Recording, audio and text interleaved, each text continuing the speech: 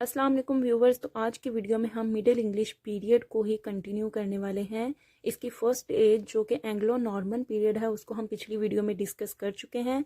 उस वीडियो का लिंक आपको डिस्क्रिप्शन बॉक्स में मिल जाएगा। आज की वीडियो में हम the age of Chaucer discuss करने वाले हैं।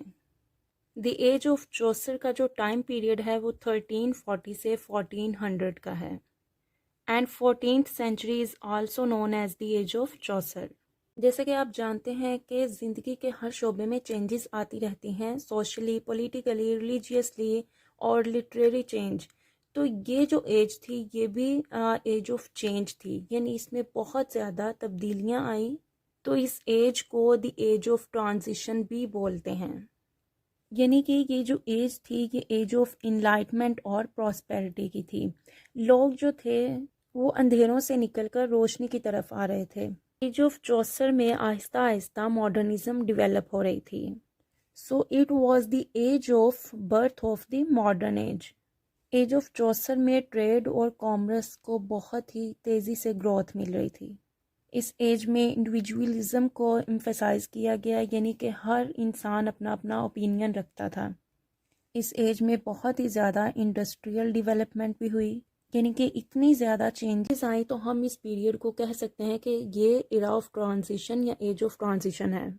अब बात कर ली जाती है कि इस एज को एज ऑफ चौसर कहा क्यों जाता है। अगर हम 14th सेंचुरी के जो दूसरे राइटर्स थे उनके साथ चौसर का कंपैरिजन करें तो जो चौसर थे वो अपनी कंट्री के बहुत ही ज़्यादा सुप्रीम नैरेटिव पोइट थे और उनका जो जेन्युइस वर्क था कैंटरबरी टेल्स वो उन्होंने वर्सेस में लिखा था।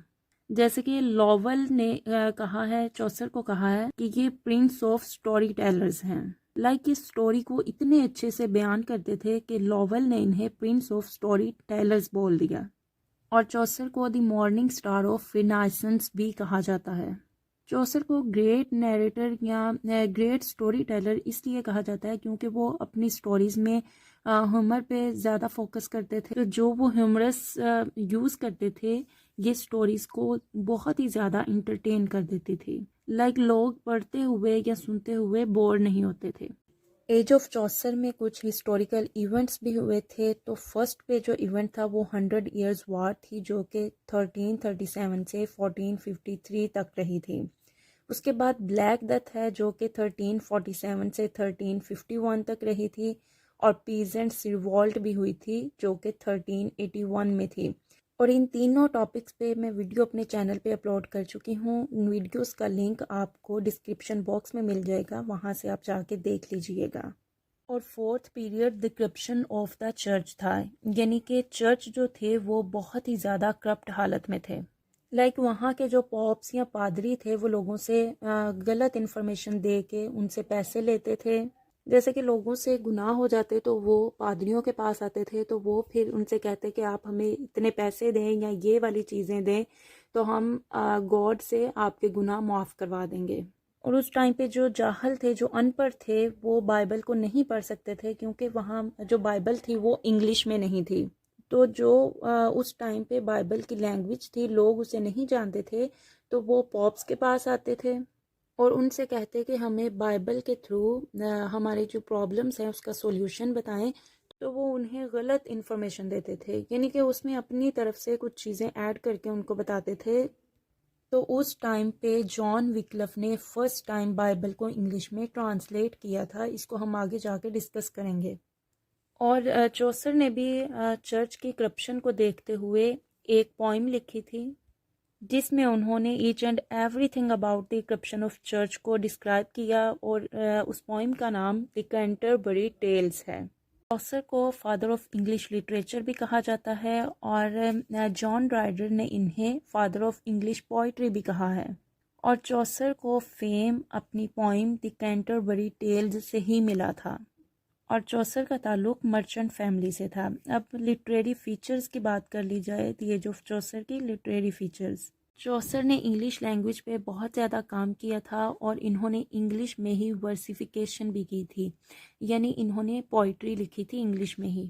1360 में इंग्लिश को 4 डायलैक्ट्स में स्प्लिट कर दिया गया था। तो चौसर ने ईस्ट मिडलैंड डायलैक्ट को प्रमोट किया था, पॉपुलराइज किया था, रीशेप किया था, रिफॉर्म किया था, और इसी डायलैक्ट को उन्होंने स्टैंडर्ड लैंग्वेज भी करार दिया था।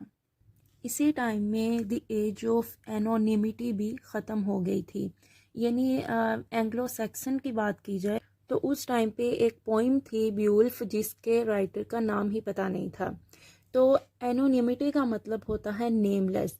यानी पहले ये होता था कि जो राइटर्स थे वो अपना नाम नहीं लिखते थे, अपने काम के बाद अपना नाम नहीं लिखते थे। एज ऑफ चौसर में आहिस्ता आहिस्ता लोगों में, राइटर्स में शऊर पैदा होने लगा, तो वो अपने काम के साथ अपना नाम भी मेंशन करने लगे। और फिर 1362 में इंग्लिश कोर्ट्स की लैंग्वेज बन गई थी। इसी लैंग्वेज को एक स्टैंडर्ड लैंग्वेज करार दे दिया गया था, और ये English language combination of French and English थी। यानी कि इसमें फ्रेंच के वर्ड्स भी पाए जाते हैं और इंग्लिश के भी, और ये वही इंग्लिश है जो कि हम आज बोलते हैं। हमारी इंग्लिश में फ्रेंच के बहुत ज़्यादा वर्ड्स आते हैं। इस एज में चौसर के अलावा कुछ और राइटर्स भी हैं जिन्होंने कंट्रीब्यूट किया इस एज में, और फर्स्ट नंबर पे आता है जॉन विक्लिफ का नाम। जॉन विक्लिफ प्रोज राइटर हैं और ये ऑक्सफोर्ड के प्रोफेसर हैं। जैसे कि पहले भी बात हो चुकी कि इन्होंने बाइबल को फर्स्ट टाइम इंग्लिश में ट्रांसलेट किया था, और इन्होंने लॉलर्ड मूवमेंट को भी लॉन्च किया था। लॉलर्ड मूवमेंट क्या थी? चूँकि जॉन विक्लिफ चर्च के कवानीन के ख़िलाफ़ थे, वो उन्हें नहीं मानते थे, तो इसलिए उन्होंने लॉलर्ड मूवमेंट शुरू की। यानी इसमें उन्होंने चर्च में जो भी करप्शन हो रही थी उसकी बुराइयों को उन्होंने बयान करना शुरू किया, उनके ख़िलाफ़ आवाज़ उठाना शुरू की, और इनके मिरेकल एंड मोरालिटी प्लेस बहुत ही ज़्यादा पॉपुलर हुए थे। सेकंड नंबर पे विलियम लैंगलैंड है। ये great poet of the middle edges थे, और ये एक सेटायरिक पोइट थे, और ये अपनी पोइम पायर्स द प्लोमैन की वजह से मशहूर हुए थे, फेमस हुए थे। ये एक एलिगोरिकली पोइम है, और ये पीजेंट्स की हौसला अफजाई के लिए लिखी गई थी।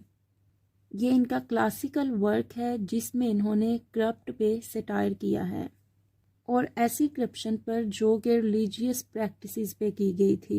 यानी चर्च की जो करप्शन थी, इसमें उसको उस पे सेटायर किया है, और इसमें इन्होंने लोअर क्लास और पुअर पीजेंट्स को भी रिप्रेजेंट किया है। थर्ड नंबर पे हैं जॉन गोवर। जॉन गोवर 3 वर्क्स के लिए फेमस हुए। जो इनका पहला वर्क है वो है स्पेकुलम मेडिटेंट्स, ये फ्रेंच में लिखा गया है, और सेकंड नंबर पे वॉक्स क्लैमिनेट्स, जो कि लैटिन में लिखा है, और थर्ड नंबर पे इनका वर्क है कन्फेशन एमेनिट्स, और इसे इन्होंने इंग्लिश में लिखा है, और ये बहुत ही पॉपुलर वर्क इनका रहा है। जॉन गोवर ने भी इंग्लिश को ही प्रमोट किया है। इन्होंने फ्रेंच में भी काम किया, लैटिन में भी किया, लेकिन इसके बावजूद इन्होंने प्रमोट इंग्लिश को ही किया। चौसर के काम को 3 पीरियड्स में डिवाइड किया गया है। फर्स्ट पीरियड है फ्रेंच पीरियड, सेकंड पे है इटालियन, एंड थर्ड पे है इंग्लिश पीरियड। तो पहले हम फ्रेंच पीरियड को डिस्कस करते हैं। ड्यूरिंग दिस पीरियड चौसर ने फ्रेंच मॉडल्स को ही कॉपी किया है, इमिटेट किया है। फ्रेंच के मॉडल को ही लेके उन्होंने उसी पर दोबारा से काम किया है, उसी को कॉपी किया है। तो जो इनका काम था ली रोमन डी ला रोज था, जो कि फ्रेंच नेम है, और ये इनका फ्रेंच पीरियड में बहुत ही फेमस वर्क रहा है, और इसका बाद में इंग्लिश नेम रखा गया रोमांट ऑफ द रोज। और इन्होंने इस पोइम में मिडिवल फ्रेंच रोमांसेस को इंट्रोड्यूस करवाया है, और ये रोमांस जेंडर बेस नहीं था, बल्कि ये अपने वतन के लिए मोहब्बत थी। यानी जो सिपाही थे उनकी अपने वतन के लिए मोहब्बत थी, ये वो वाला रोमांस था। और फ्रेंच पीरियड में इनका जो सेकंड वर्क है, इन्होंने बुक लिखी थी बुक ऑफ द डचेस। ये एक एलिजी है जो कि उन्होंने अपने फ्रेंड जॉन ऑफ गॉन्ट्स की फर्स्ट वाइफ की डेथ पर लिखी थी, और उनकी वाइफ का नाम था ब्लैंची। सेकंड पे है इटालियन पीरियड। इटालियन पीरियड में इटालियन लिटरेचर का बहुत ज़्यादा इन्फ्लुएंस था। इसमें इन्होंने 3 वर्क लिखे थे। नंबर 1 पे है द पार्लियामेंट ऑफ फाउल्स, और सेकंड पे है the house of fame, and third and last पे है Troilus and the Criseyde. Third and last period जो था वो इंग्लिश पीरियड था। इस पीरियड में उन्होंने अपनी नेटिव लैंग्वेज इंग्लिश को यूज़ किया है। और इस पीरियड में जो इनके काम थे, फर्स्ट नंबर पे है the legend of good women, और सेकंड नंबर पे जो इनका बहुत ही पॉपुलर काम गया था वो था द कैंटरबरी टेल्स। और ये अपने इसी काम की वजह से बहुत ज़्यादा मशहूर हुए थे, बहुत ही इनको फेम मिला था। आई होप सो कि आज की वीडियो आपके लिए बहुत ही हेल्पफुल हुई होगी। अगर वीडियो आपको अच्छी लगे तो लाइक कीजिए, शेयर कीजिए और मेरे चैनल को सब्सक्राइब कीजिए। अल्लाह हाफिज़।